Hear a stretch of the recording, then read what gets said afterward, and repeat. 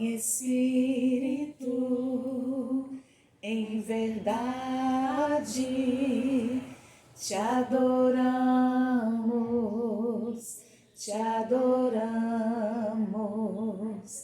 em espírito, em verdade, te adoramos,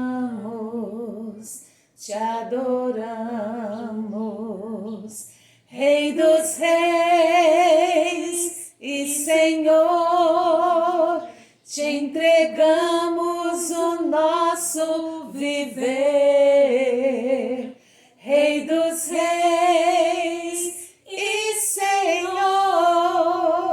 te entregamos o nosso viver para te adorar, ó Rei dos reis. Foi que eu nasci, ó Rei Jesus.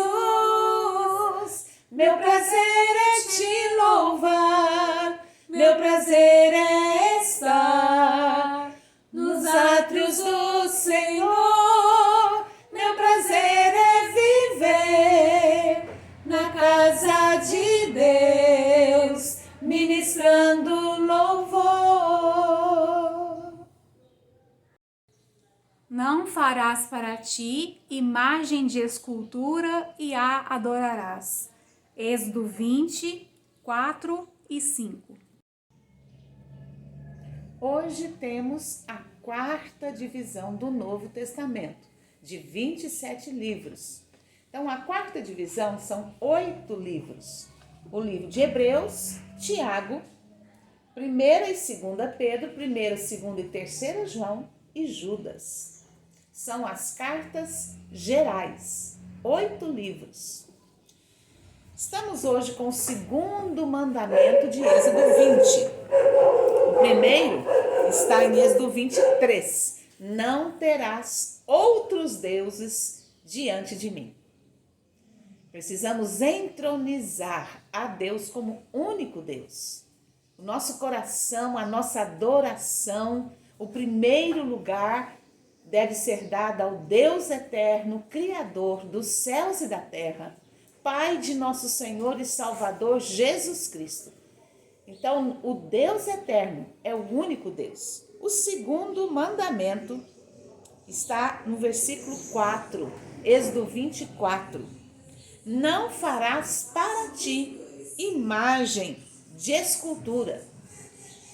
Aqui esse versículo nos mostra que o Deus da Bíblia, o Deus de Israel, que fez uma história com Israel, com o povo, para dele trazer o Messias, ele instrui ao povo de Israel e a todos nós que aceitaríamos o Messias, o Redentor, que a maneira de adorá-lo não é com imagem de escultura. Esse texto nos fala para não fazer imagem de escultura para adorar. O texto não fala que nós não podemos fazer imagem de escultura. Às vezes há linhas muito radicais, e eu já fiquei em dúvida a respeito disso, a respeito de não ter nenhum tipo de imagem. Às vezes, na vontade de obedecer extremamente, nós ficamos desequilibrados. O problema não é ter imagem de escultura, mas é adorar a imagem de escultura. O que é adorar? Adorar é fazer oração, né? Então, quando eu vou orar, ir diante da imagem para adorar, ter imagem com o fim de ser um Deus a quem eu oro, a quem eu recorro, que se torna o meu mediador. Então, esse texto nos diz para não fazer imagem de esculturas, para adoração. E Deus até mesmo, nos versículos 23, ele diz assim, até a respeito de si mesmo. Deus fala, não fareis deuses de prata ao lado de mim, nem deuses de ouro fareis para vós outros. Os deuses pagãos, eles eram esculpidos para adoração. O Deus eterno não. No versículo 25, diz assim, Êxodo 20, 25. Se me levantares um altar de pedras, não o farás de pedras lavradas, pois se sobre ele manejares a tua ferramenta, profaná-lo-ás. Então Deus, ele exigia, ele mostrava para o seu povo e para nós que ao adorá-lo, nós não devemos nos servir de imagens de escultura, nem dele, nem de outros deuses.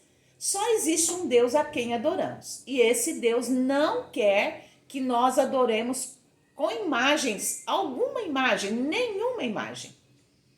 Então, Deus, o Deus eterno, Criador dos céus e da terra, ele nos instrui como adorá-lo, como buscá-lo, como ter um relacionamento com ele, o que o agrada e o que o desagrada.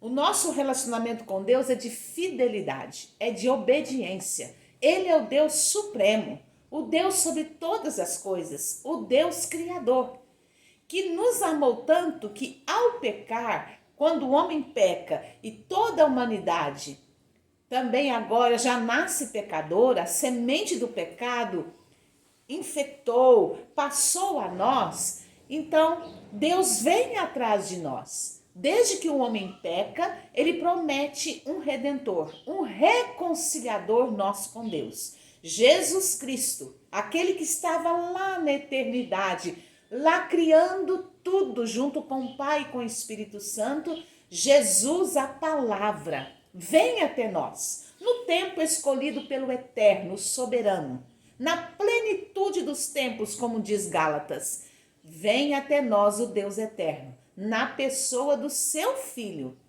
Deus se faz carne, como diz João capítulo 1. O verbo se faz carne, a palavra se faz homem e Deus vem até nós. Mas nós não devemos adorar, nem mesmo a Jesus, que é Deus, o Senhor. Ele diz, eu e o Pai somos um. As mesmas expressões que se dão ao Pai, a Yahvé no Antigo Testamento, se dão a Jesus no Novo Testamento. João, no capítulo 1, diz que ele é Deus. Sem ele, nada do que foi feito se fez. Ele não é um Deus com D minúscula, porque não existe outro Deus. Ele é Deus eterno junto com o Pai.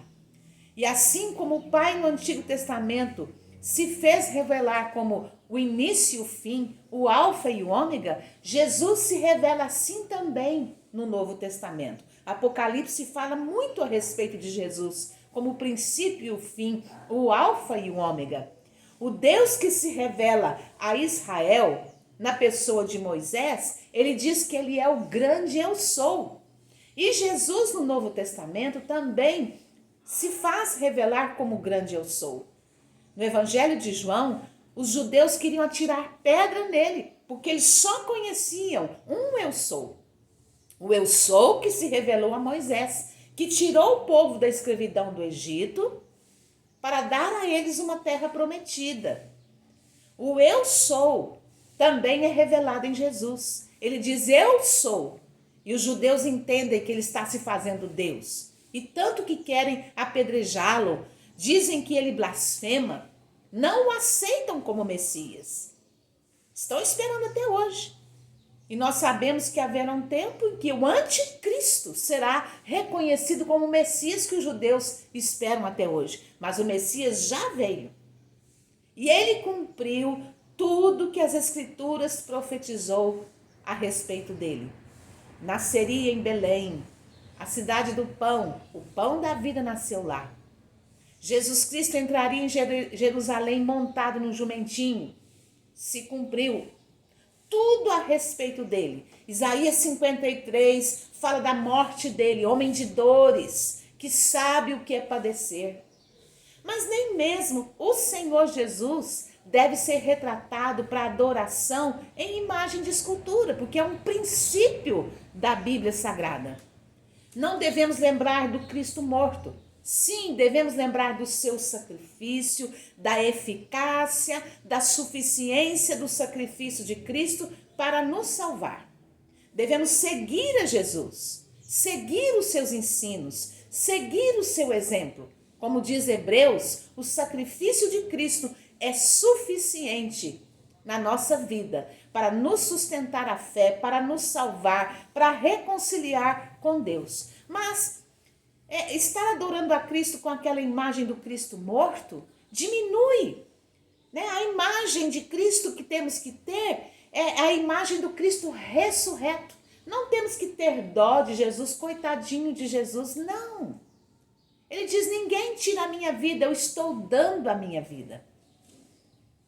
A Bíblia nos diz em João, capítulo 4, versículo 23 e 24, né, quando o Senhor teve um encontro com a mulher samaritana e ela perguntou onde era o lugar de adorar, qual era a maneira melhor, se era ali onde ela estava, os samaritanos, como eles adoravam, ou se era como os judeus adoravam. Jesus explicou para aquela mulher a maneira certa de adorar. E ele diz, né? Versículo 24, João 4, Evangelho de João 4, 24. Deus é espírito e importa que os seus adoradores o adorem em espírito e em verdade.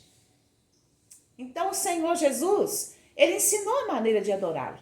Não é com imagem alguma, nem no Antigo Testamento, nem no Novo Testamento. Precisamos aprender a adorar a Deus em espírito. O Senhor Jesus tinha dito a Nicodemos, um religioso, que perguntou a ele como ele podia herdar o reino dos céus, entrar no reino dos céus. E em João capítulo 3, o Senhor Jesus diz, você tem que nascer de novo. Aí Nicodemos perguntou, tenho que voltar ao ventre de minha mãe? Mas Jesus falou que não era desse tipo de nascimento, físico, biológico. Ele estava falando de um nascimento espiritual, nascer do alto. Nascer do Espírito. Então, é esse tipo de adoração que Deus quer.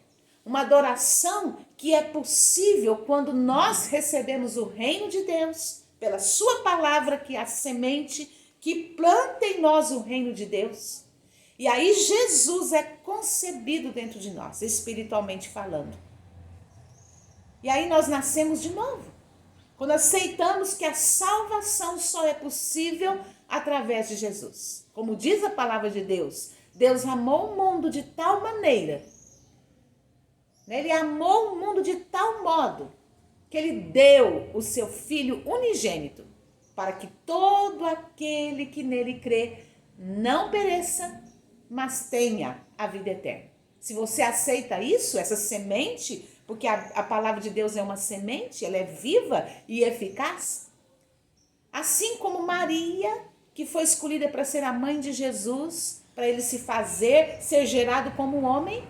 Quando nós ouvimos a palavra de Deus, assim como Maria ouviu a palavra do anjo Gabriel, e Jesus foi gerado fisicamente, nós ouvimos a palavra de Deus e Jesus é gerado espiritualmente no nosso espírito.